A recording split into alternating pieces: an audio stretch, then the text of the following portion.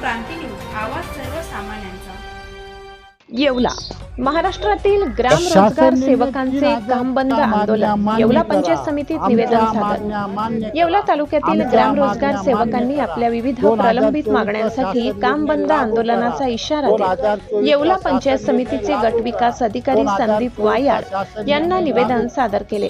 तालुक्यातील सुमारे 90 ग्रामपंचायतींमधील ग्राम रोजगार सेवक या आंदोलनात सहभागी झाले असून 2005 पासून महात्मा गांधी राष्ट्रीय ग्रामीण रोजगार हमी योजनेअंतर्गत सेवा देत असतानाही त्यांना अद्याप न्याय मिळाला नसल्याची खंत त्यांनी व्यक्त केली।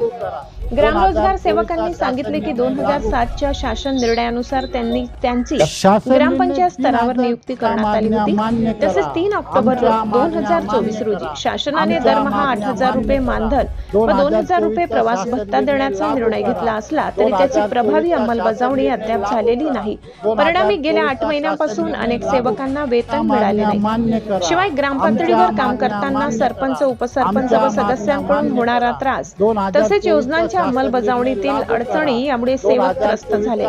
मजुरांच्या मजुरीत होणारा विलंब यामुळे ही परिस्थिती अधिक गंभीर होत असल्याचे त्यांनी नमूद केले।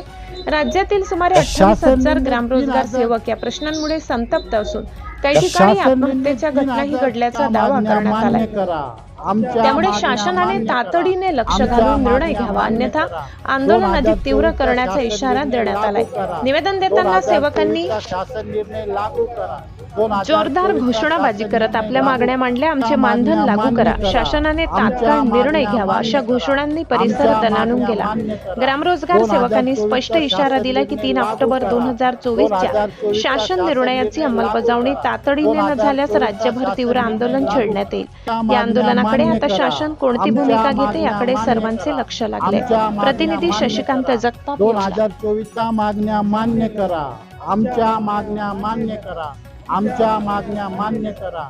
2024 चा शासन निर्णय लागू करा, 2024 चा शासन निर्णय लागू करा, 2024 चा शासन निर्णय लागू।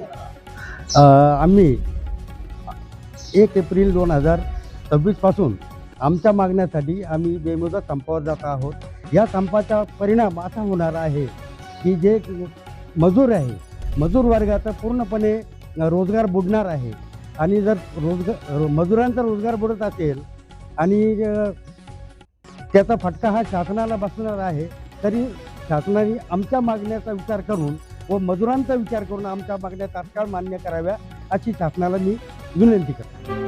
अशाच नवनवीन बातम्या पाहण्यासाठी आमच्या महाराष्ट्र क्रांती न्यूज या YouTube चॅनलला लाईक करा, सबस्क्राईब करा आणि बेल आयकॉनला प्रेस करा।